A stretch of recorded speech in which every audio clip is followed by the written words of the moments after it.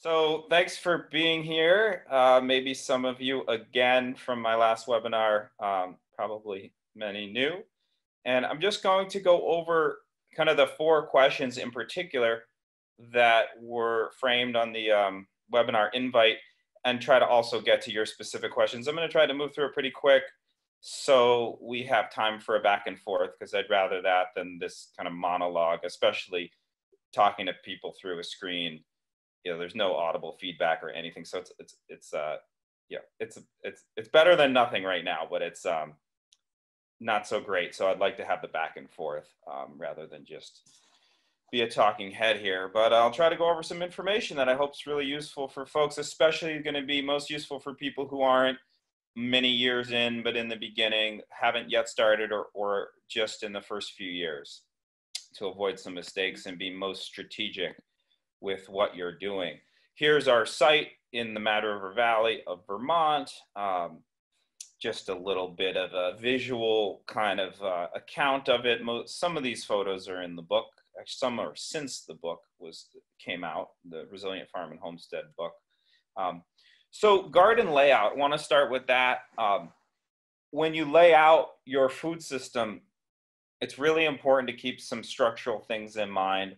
Slope, water movement, and microclimate being high on that list. Of course, soils and access being close to where you spend most of your time, which is pretty much based out of the kitchen for a lot of people, is important too. But I'm just going to touch on the microclimate aspects right now and a little bit on garden bed layout and kind of dimensionality of garden beds. Before I do that, I will say that it's probably the most common mistake I see for folks to put their garden, if they have room, too far from their house. The zone systems in permaculture, the zone system 1 through 5, 1 being where you spend most of your time, 2 being a little less, 5 being like unmanaged landscape that you never really go to except to walk through, but you're not managing it. That zone system is really important, and it's totally generic, and it applies to every place at all times, anywhere in the world. So definitely familiarize yourself with that, because it's a huge toolkit to understand for saving a lot of time and stress.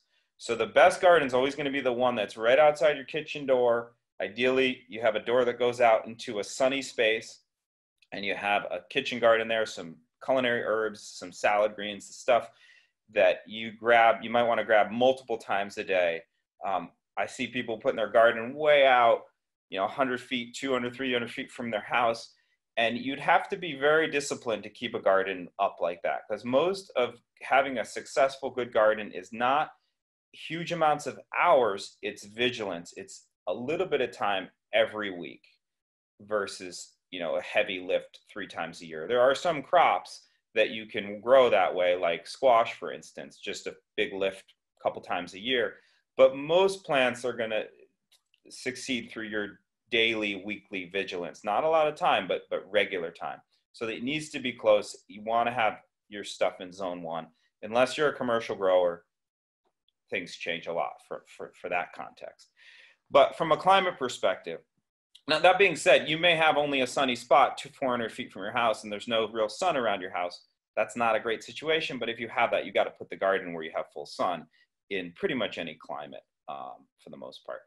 From a microclimate perspective, here's just some graphics that show what I'm talking about. So when you lay out a garden, you want to harvest as much sunshine and heat as possible in the cold climates of the world. So you want to generally put your tallest plants or elements, could be buildings, to the north, and your lowest to the south. So north is on the right here, south is on the left. That's generally a layout pattern, a kind of solar arc, solar trapping, sun trapping pattern you're going to apply anywhere in a cool to cold climate in the world. Because vegetables, for the most part, want it to be like a lot of veggies, 75 to 90 plus pretty much all the time, much warmer than most of us have as an average temperature, at least in the northern parts of the United States, which my context is. So for us, it's all about trapping heat and sunshine. You can't have too much sun here for almost all veggies, and it's hard to have too much heat as well. Now, if you're in Kentucky, you certainly could have too much heat to grow a lot of nice brassicas and kind of cooler climate vegetables, but it's easy to create shade. It's harder to get heat for a lot of us. So here's an example in photos of the raised beds right on the south side of our studio. Um, you've got 3 foot wide raised beds, which I like as a dimension because you can reach across them from both sides really easily. 3 foot by whatever length. Could be at least 6 feet's nice, but could be 10 feet, could be 12 feet. But 3 foot's kind of the magic number there. It could be 30 inches. I wouldn't go much wider than 3 feet unless you want to get kind of acrobatic to get in there because you don't want to step inside the vegetable bed, ideally. Um, and we've got the studio to the north, so south is to the left in this photo. Obviously, there's stone, which also helps catch heat, and that's a very nice, positive, really warm microclimate to buffer against the cold nights and the short seasons that we have. Tall elements to the north, the studio, vines, walls, things like that. Here's another example of the dimensions that I'm talking about and the layout. So north is in the background of the photo, the person taking this photo, me, is on the south side of this image here.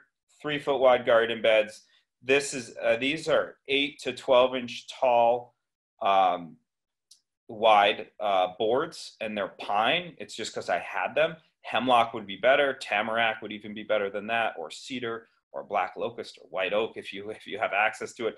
But even these pine boards, 2x8, 2x10s, held up for like 8+ years. They can start to rot and be still totally usable. It's not, you're a wall framing for a house. It's just a garden bed. So if there's some mushrooms popping out of them, so what? As long as they hold together and hold your soil, they're doing the job. I pulled them off just 2 years ago, and I replaced them with some hemlock boards I have, which should last even longer. Although I'm not sure that much longer. Pine doesn't have a good reputation for holding up, but it was totally fine. Totally worth the investment to get 5+ years, because raised beds are so much easier than growing in the ground in a lot of climates. Hot, dry climates, that could potentially not be true for sure, because you want to go down for moisture and cool. But for our climate, we want to go up where they drain well, where they warm up fast in the spring. The raised beds allow you to put glass, scrap windows, sashes on them very easily and have a nice tight fit, and heat the soil up really fast. And you can totally come out of the gate 6 weeks to 2 months ahead of time than you'd be able to if you're growing in the cold ground. If you have cold, wet soils, this is even more true. We have cool, wet clay soils, which don't drain well. They stay cold for, 2 months in this time of year. And so we can just heat them up, melt off the ice with the glass, and start carrots and peas and turnips and radish and salad green, sometimes in February, and if not in March, whereas that would be, around now outside, or even a bit from now, April, like maybe early May. Broad forks are awesome, especially early on when you're really loosening your soil to get your soil nice and established. That's a meadow creature broad fork, which is definitely awesome for garden establishment. I use them less and less over time because my soils are loosened, and I'm trying to just keep the soils loose with good management, which is not stepping in the garden beds, not tilling, growing good, well-rooted crops, and adding compost on top. So I use my meadow creatures a lot less as the years go on, but they were certainly fantastic for establishing beds. And most people are going to have compacted soils, and pretty much everyone. So you need to do soil loosening. I definitely recommend not tilling and just loosening with a broad fork. Another way to dimension a garden bed and kind of garden bed layout advice would be terracing. If you're on a slope, just kind of having wood retaining structures. So these are like 3x8 that I had laying around. Again, it was pine. It was excess from a job we were milling up for a timber frame. And so I just laid those in on contour, and they're just retained by like ash 2x2s spiked into the ground to hold them against the soil, pushing them downhill. And that's a big time saver. It's not quite as easy as raised beds because you have the uphill side, which definitely is still going to be weedy. One of the big reasons raised beds save so much time is not for just what I mentioned, but also because they give you a strong weed barrier, because everything becomes grass eventually, and then trees. But grass is grass is probably fighting grass represents like half of your gardening time over the years or more. So if you can have a nice battlefront that goes below grade and keeps grass from coming in, keeps the grass out, all of a sudden your gardening can be mostly focused on like sowing, little bit of weeding, and harvesting, feeding, watering. Whereas 90% of your time can be weeding if you're not careful and don't set it up well and aren't really anal about keeping weeds out of your garden. It's far less work to have a garden where basically you don't tolerate any weeds than a garden where you neglect it for a week or two here and there, and then you have a lot of weeding to do. That's way more work. So be really hardcore about keeping weeds out. Also, super common mistake early on is people say, oh, well, my plants aren't growing very well, and they've got grass, in with their vegetables. Vegetables are weakling plants. They can do amazing amounts of work for us and provide us with so much food quickly, but they really won't tolerate any competition, almost any vegetable. It's how they've been bred. That's why they can be so productive. But they can't tolerate competition for nutrients and water, or certainly sunshine. So you have to keep your weeds down. No-till is a great strategy for that, because when you till, you turn up a lot of dormant weed seeds and you just perpetuate the weeding problem that you may be trying to get rid of by tilling. So it's a vicious cycle. I tilled once and I made myself like 2 years worth of work of constant tilling. I could not have appreciated when people say that there's dormant weed seeds 4 inches, 6 inches down. I got to appreciate that after tilling, and I did not before that. It's the truth. They're in there, and if you turn them up, you're going to have to deal with them and get rid of them. And once they root, it's very difficult. So here's that same bed area, that same garden space further on in the season. I'm just wondering if my screen seems to be small. Hopefully this is big enough for everyone. It looks like it's not utilizing the whole screen, but hopefully everyone can see just fine. Be nice if it was the whole screen. There's carrots here. What do we got? Beans up top, then carrots on the right, second from right. And then we've got like beets and maybe some cilantro below those beets, and then salad greens. This would cost hundreds and hundreds of dollars if you went to the farmer's market and bought organic veggies like this. This is probably less than $10 of seed. A lot of these seed packets were $3, and I could get multiple years out of the seed packets. So as far as saving money, this is like the lowest hanging fruit going. I calculated that when I grew squash one year, I was paying myself about $25 an hour, because I had almost no time into growing the squash. I just grew them on mounds of compost over cardboard in the yard, in grass, just, a little bit of sheet mulch, volcanoes. Grew the squash runs over the grass. And yeah, that amount of squash would have cost however many, it was like $600 a squash. And for the amount of hours I had into it, that'd be about $25 an hour. That's pretty good money for a lot of people. Don't make $25 an hour, especially being home, not having to get in your car, spend any money to make that, except a tiny bit on seed. So I know there's kind of a sense by some people that gardening is a highly privileged thing to be able to do. Now it is, in that you need space for sure, but there's nothing more economical if you can do a little bit of gardening than doing that. Even growing herbs in pots on a balcony, if that's the only space you have, can save you so much money. And you wouldn't buy that many herbs, oftentimes, a lot of people, because it'd be too expensive. And herbs are so healthful and really increase the quality of your life. Herbs and greens, I'd say, would be the place to start. And then maybe garlic. Garlic's just so easy to grow. So here's a bed that's not raised beds, and it's not even terraced at all. I'd like to put raised beds in this area. But the paths are really mulched. So we kept the weeds down really well with like hay mulch. Straw's better, but we don't have access to straw very easily. You can guess which side's north and which side's south, hopefully. The peas on the right are on the north, and we got carrots. It's a nice intercropping. They grow well together.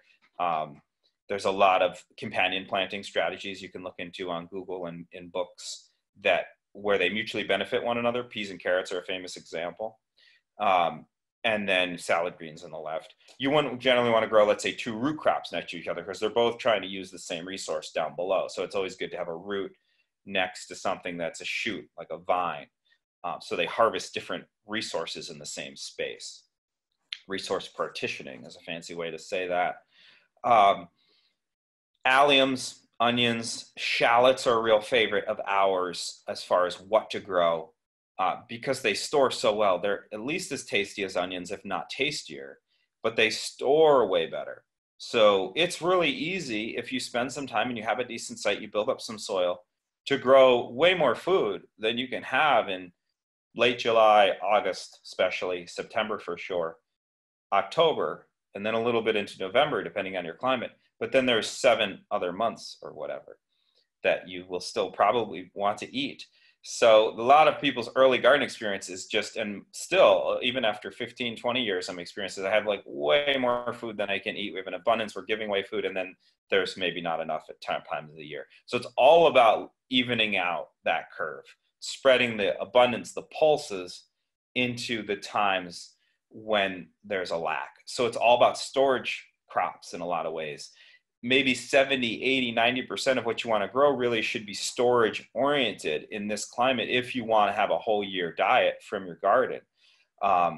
Because again, it's so easy to have way more salad greens than you can eat, in late June, or have way more corn than you can eat in September, and way more kohlrabi and carrots than you can eat in August. So it's all about the storage. Garlic still can store for a year if you do it very well and cure it well and store it well. Cool dries where garlic wants to store. For us, these are pretty much the rundown, I would say. And, you could certainly add, you can mix and adapt to your own tastes and your own climate. But as far as storage, this is a good general approach. Pretty hard to beat all these. Kohlrabi has pretty much knocked cabbage out of the running for us because it just stores so well, so easily. And you can make kraut out of kohlrabi very well. It's so crunchy.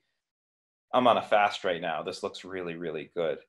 I hope to not eat for another day or two because for the benefit, but it's hard to look at all this good food, especially the kohlrabi, because it's so crunchy. And this time of year, it's even crunchier than when you harvest it. It actually gets better in storage. Like carrots can do that too sometimes. And hot pepper's on here because we just consider it a medicine. It's just so good. Cilantro and these herbs, number 9, are also really can be considered medicines too. There's certainly a blurred line between them. For us, we love to eat a lot of hot foods. So hot pepper is a key medicine, food medicine. Here's an example of really the foods that we tend to focus on over the years, except for the hops. That's kind of for fun. And the cucumbers. I love cucumbers, but it's a bonus crop. If you're serious about growing calories and feeding yourself, you don't need to grow any cucumbers, but they're nice to have. But the potatoes and the carrots, look at those carrots there. It took us a lot of years to grow good carrots because we had clay soil and we had to really loosen it up. Beets, hot peppers, those are things you can just really use every day of the year, pretty much. Onions aren't going to store for a whole year, but shallots do if you store them well. Radishes can store pretty well. I don't love daikon radish. I put them in miso soup and stuff, but they do store well and they're really good for the soil.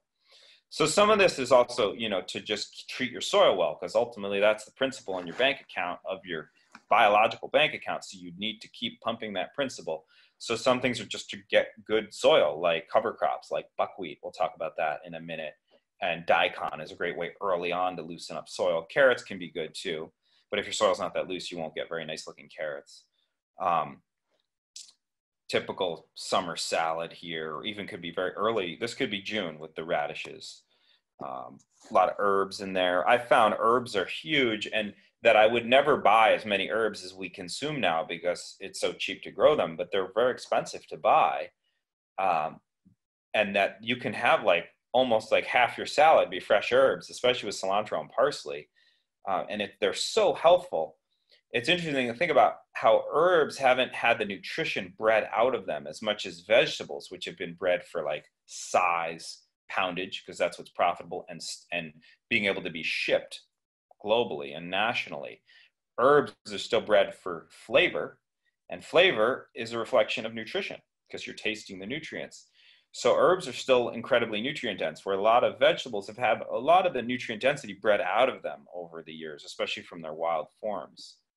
So herbs are incredibly healthful just on that front alone, just for the nutrients. Never in mind all the medicinal actions that herbs have, like whether they're a diaphoretic, help you sleep, or mucilagenic, or have all these other medical actions, medicinal effects on you, whether it's helping you get rid of phlegm, or cooling the body, or doing all, the many other dozens of effects that herbs can have on the body to help your body maintain health or fight disease.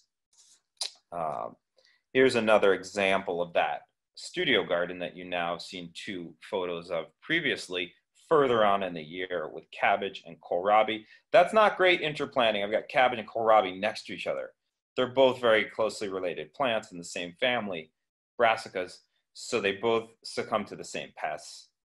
Nice to break it up with garlic, things that are kind of disease, anti-disease, alliums, onions, garlic, shallots.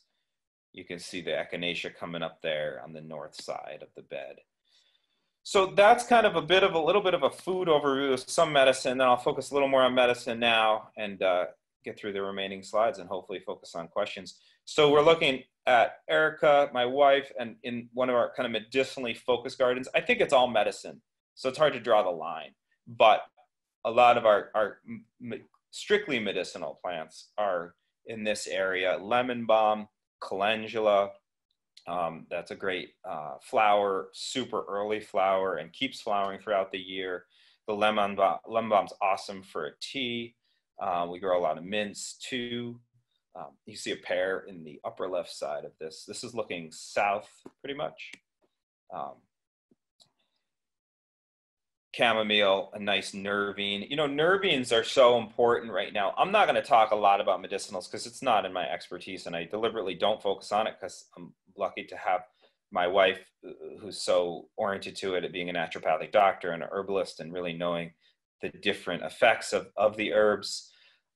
So she just medicates me. So I haven't learned much about it. But one of the things that she's been talking about lately that's so important are nervines, because nervines help you sleep. They're plants, a lot of people know of valerian, things that really help you relax.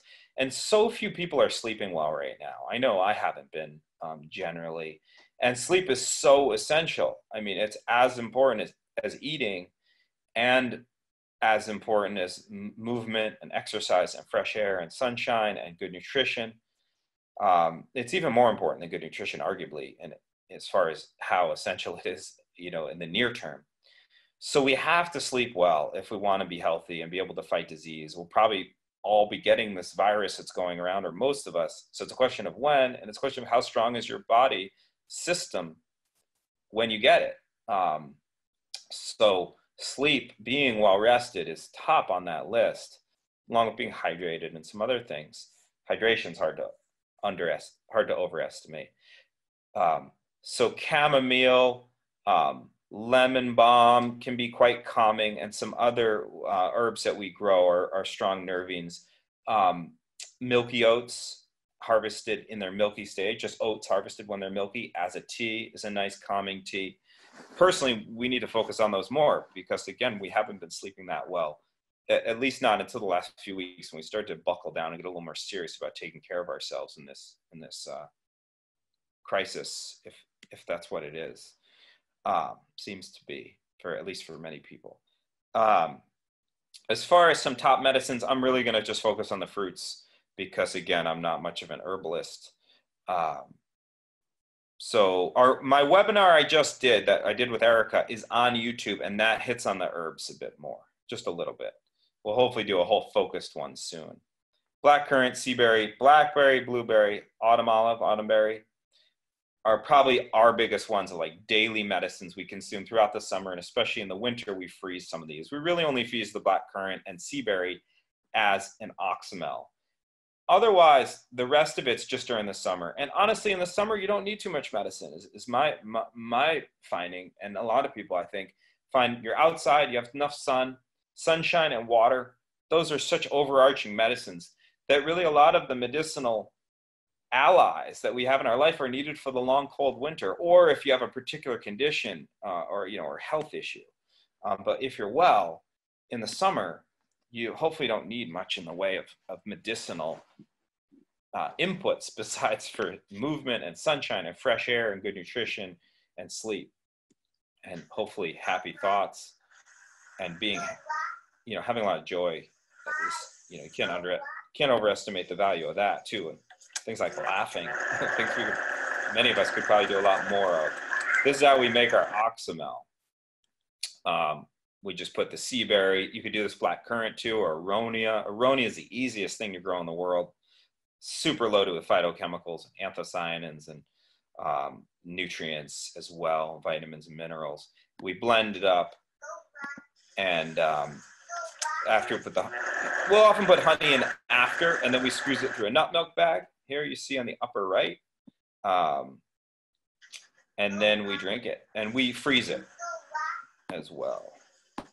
Okay, one thing to conclude on here on the garden layout design is well, I mentioned microclimates, but I guess actually the segue to this was sunshine and fresh air. So mentioned microclimates early on, how powerful they can be and how beneficial. Here is middle of winter. My son, without any clothes on, is totally comfortable. It's probably 65 degrees here in this microclimate, and it's 25 degrees outside. The snow wasn't even melting because of that strong microclimate, which is protecting against wind, so windbreak, and then a solar arc, a south-facing, generally southeast or south or southwest facing sun trap that you can go in and do the solar human oven cooking activities, which is just so key when you're in these northern climates. And even in the summer it can help, because oftentimes it's not very warm here, even in the summers. This is during one of our permaculture courses, everyone enjoying the pond, which is in a really strong microclimate. And also getting in the water even when it's cold. So I mentioned sunshine and water. Water, I mean in the winter too. I've always been into cold plunges for a long time, but in the last few years gotten much more serious about it as a medicinal wellness focused activity. And it seems really hardcore to go in cold water, freezing cold water. It's really not. People do it all around the world. Most animals know to go cold water if they have a problem, any type of illness or injury. It's almost a cure-all. I mean, I'm not into any panaceas and silver bullets, but fasting and going in very cold water, doing breathing exercises is about as close to a cure-all as you can get. Heard someone joking the other day about how, it's just a consistent thing from religion to religion, wisdom tradition to wisdom tradition, that fasting, you got a problem? Fast. It's so true. Going cold water, cold immersions, I think are right there in that too. Gonna end here with soil building. This is a clip from my book about using water to both irrigate and fertilize, fertigation. I'm not going to get into the details of it right now, but just a concept to be aware of, that you want to maximize the use of your water on site before letting it all run downhill for both irrigating, but also for moving nutrients, because water is full of nutrients, being the universal solvent that it is. Why don't I just check in? Am I still audible, hopefully, Jenna, and visible? Yep, great. You sound great. You do you do have a few questions coming in, so when you're done, we can start doing that as well. Great. Okay. Yeah, I turned off the chat window this time just so I can not be distracted, but I'm trying to get to the end where we can focus on that. Perfect. One time I gave a webinar, or it was just like an online talk, and the internet had cut out 10 minutes in, and I talked for 20 more minutes. So I want to avoid that. As far as doing everything we just talked about with producing food and medicine, you have to have good soil.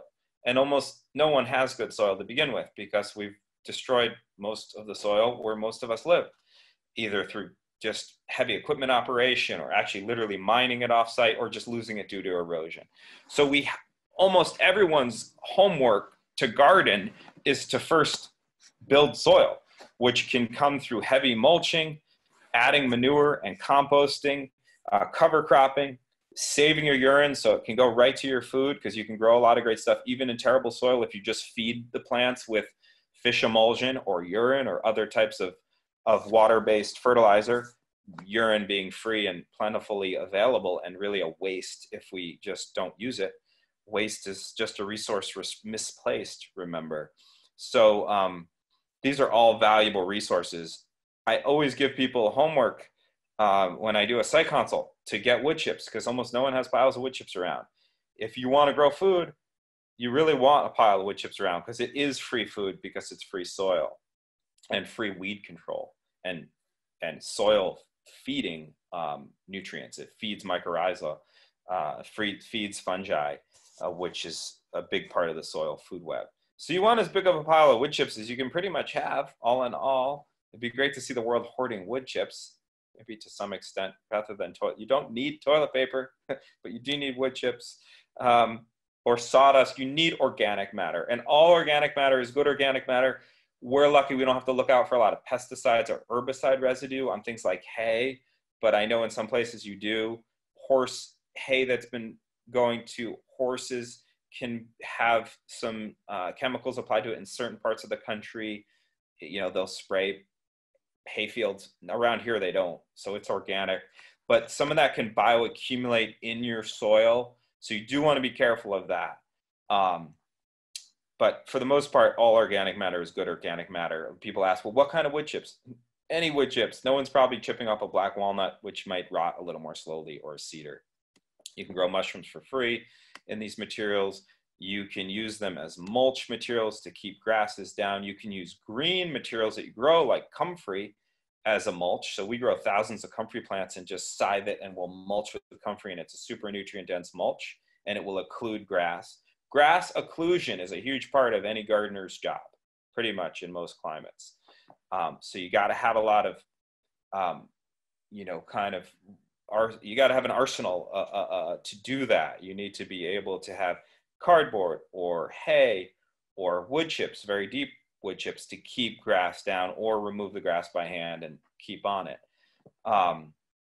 This is a harvest for green juice, actually, which is dandelion, comfrey, and nettle, and currant leaves. This is probably, and only about 4 weeks from now, we'll be able to make these fantastic, nutrient-dense, super healing juice. Blend this all up, strain it through a nut milk bag, drink the green juice. Don't consume comfrey internally after it's flowered, though. That's important to be aware of. Any plant after it's flowered is not going to be as good for you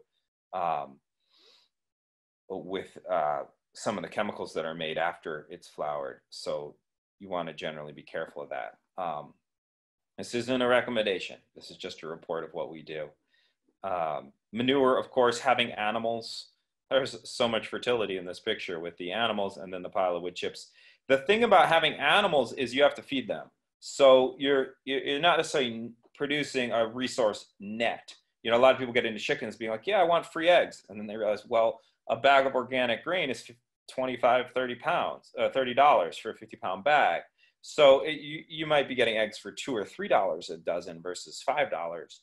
And you have a lot of other benefits like manure and weeding and pest control. But you got to remember, when you have animals, there are inputs, especially if it's a bird versus like a cow or a sheep. If you have a lot of grass, then you might not need very many inputs at all. Cover cropping, again, can take some inputs, but not much relative to what it does. These are cover crops of radish and turnip, purple top turnip, and buckwheat to build up soil, newer soil beds, newer garden beds, excuse me. Here's a cover crop of pea before planting perennials. This was a seaberry mound. As far as plants that really build soil, it's hard to beat comfrey and Jerusalem artichoke. Herbaceous perennials are incredible at building soil. I'm looking out at a Jerusalem artichoke bed right now that we just harvested 35 pounds of Jerusalem artichokes out of, and left that many in the bed. And it was terrible soil just 3 years ago, and now it's full of earthworms the way these plants just go in and break apart the soil every year and just keep rooting, breaking up, adding organic matter, pumping carbon into the ground, and then that rotting into the soil food web is just incredible. Only put them where you want them permanently, though. They're very hard to get rid of, but that's okay as long as they're in the right place. Don't piss away all your free nutrients. Most of the nitrogen we produce isn't in the solid form, it's in the liquid form. So keep your urine on site. I had a friend of mine tell me after seeing some of what we've been doing, he's like peeing on all his plants in his yard. That's great, but don't overdo it. You can definitely kill plants with too much urine. If you have a small place, then make sure it goes around the neighborhood. But keep your urine, if you really are serious about having your own day-to-day actions go into value in your landscape rather than into waste in the local sewer system. Obviously, compost is important. That's so well known that I'm not going to focus on it, but you need a lot of organic matter to make compost. Your food scraps alone aren't enough. A lot of people realize that early on. They're like, my compost pile never builds up because I'm just putting food scraps in it. Food scraps are going into a pile of sawdust and wood chips. Ideally, wood chips will take a long time, but they can rot very well. Manure, grass clippings, leaves. They're just an addition to organic matter that you need much more of. Rake your driveway, rake the leaves off your driveway. That's a fantastic compost addition.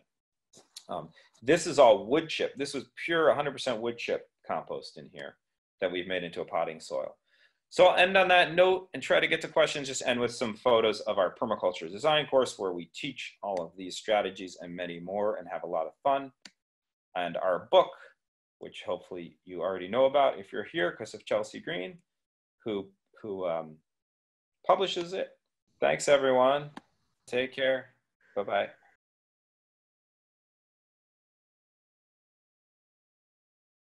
Well, you could build a fence for really early season protection. The Jerusalem artichoke wall you just saw a few slides ago is a great way of doing that. That actually is a windbreak for our annual system, and it's a visual screen, and it's food, and it's soil building, and it's late season pollination, and organic matter, and some other things. But so that's probably a good way to get an early season windbreak, but it's not going to be up until like well into June. For really early season, you probably have to build something like a fence. And there's a lot of trees then you could do down the road, but you seem to know about that.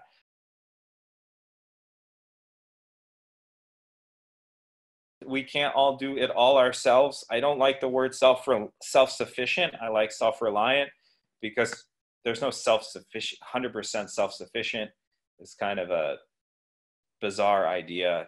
I don't think anyone's ever been that, or I don't think you'd really want to be that. It'd be pretty lonely and boring after a while and full of drudgery. So, grow what you're good at, produce, make what you're good at, do what you're good at. Maybe it's not growing anything, but doing something else that's of value to your community. And then you can trade and be in reciprocity with those around you who have extra of certain things, because everyone's really good at doing different things. So I think, getting to know your neighbors and trying to produce an abundance of something that's valuable to your community is really the overarching thing I would say about that.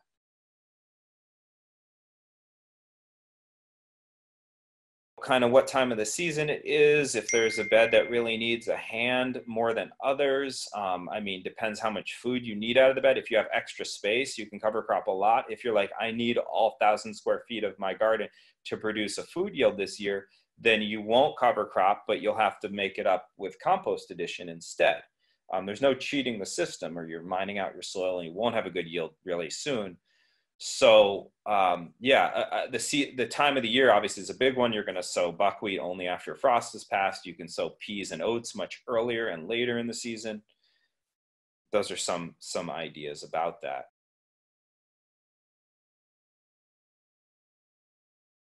For sure, A.M. Leonard has a lot of good tools for relatively inexpensive that are still really good tools. The King of Spades, if you have $100 to spend on a spade, it's going to last you many lifetimes. The Broad Fork I mentioned, Meadow Creature out of Vashon Island, Washington is awesome. And also Rebel Garden Tools makes a really good smaller Broad Fork, which I actually use more now than the bigger ones. They're more of a maintenance broad fork than the huge establishment broad fork. Hori-horis, you really want a hori-hori. It's such a key tool.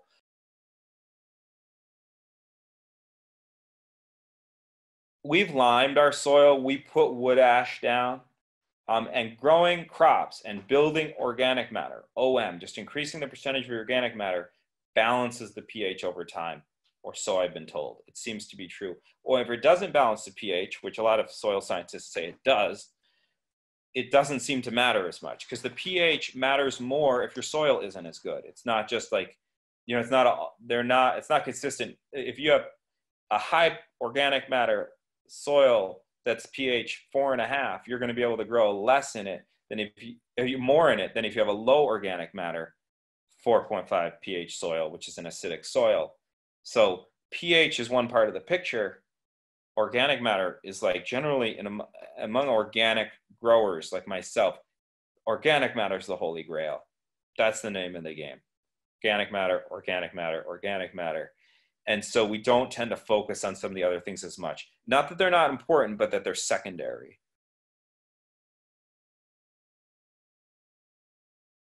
It's all about diversity for us. We rarely address pests head on, like in a warlike, typical industrial fashion, like spraying or bringing in an input to combat the pests.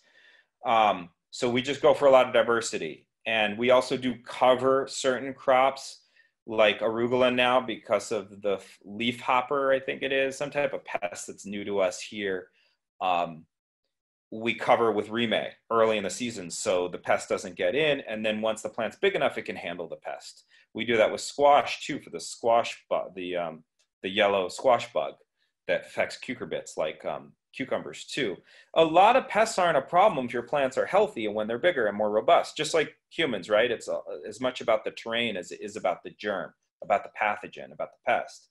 So building robust plants is key. Nutrient dense soil, high organic matter soil, but giving them a leg up, like protecting them early on, versus saying, okay, we're going to spray this chemical. We do use neem oil if things get really bad in the greenhouse, but that's always, you know, you're not in a good position if you're trying to use any type of product, even if it's an organic product. The best is what I talked about a minute ago, kind of priority level, primary level defenses and assisting your plants versus attacking the pest itself.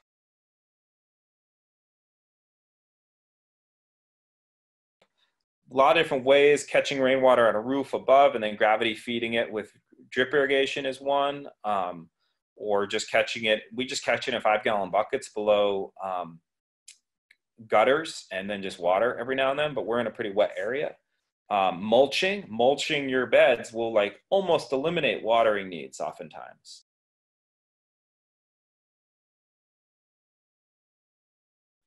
Yeah, we'll try to prepare beds a year in advance. Tarp, definitely, if the question is kind of about getting your garden beds ready for the next year in the current growing season, getting ready for the next growing season, absolutely. There's huge number of options available there for less work than if you're coming out in the spring and trying to get the ground ready.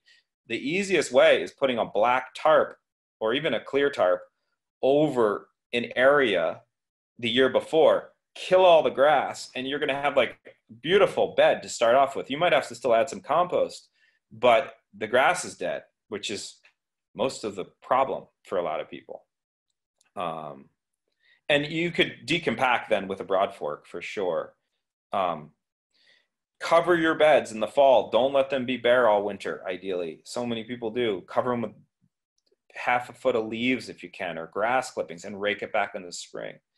Easy to do. It's building soil. You put them in the paths. You're building the soil in the paths, which can eventually be shoveled into the beds. It's all feeding the soil, which is feeding you. We're basically conveyance systems for getting organic matter into our gardens. If we're food producers, we're just foragers of organic matter. So it's all about doing that strategically.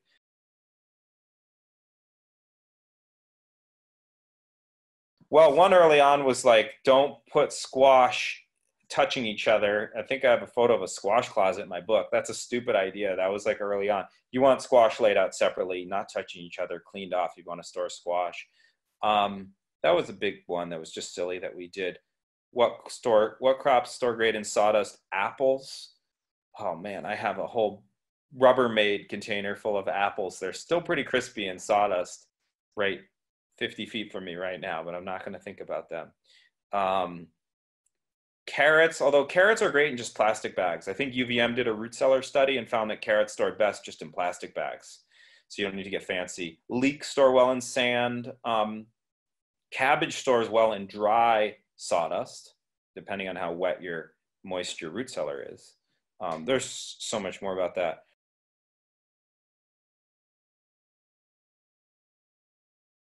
Farmers of 40 Centuries and Tree Crops, A Permanent Agriculture by J. Russell Smith. F.H. King was the first book. A Pattern Language by Christopher Alexander. Bill Mollison's Designer's Manual, The Big Black Permaculture Bible. But I have a list of books on my website, I think. As far as mentors, I've learned a lot from Masanobu Fukuoka. I mean, his insights are timeless. Whether you can repeat exactly what he's doing or not, I don't think is the point. I've tried without success on a lot of them, but the insights there are what's important.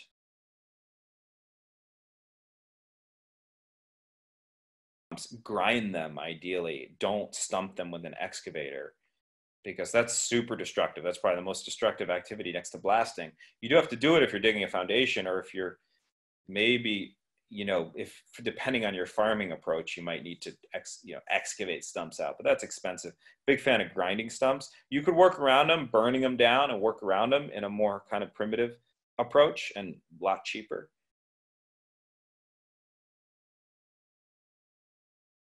Look to Peruvian systems. I mean, they did a ton with was it oca and obviously potato. And look at Jerome Oskinkowski, as he's a permaculture guy in the Rocky Mountains. You have a lot of aridity issues at high altitude and wind, but you do have a lot of nice, intense sun, and you have a lot of cold night issues too.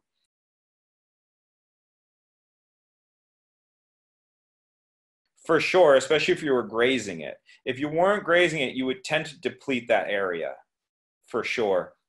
But it's a good approach if you could graze it. Like harvesting grass off of a pasture could be a net neutral situation where you're not mining the pasture, because the pasture is generally going to produce positive amounts of carbon and nitrogen every year if it's managed well. And then you could harvest some of that grass or hay and put it into your gardens, which is kind of a heavy feeding situation versus a heavy producing situation, which a good pasture can be.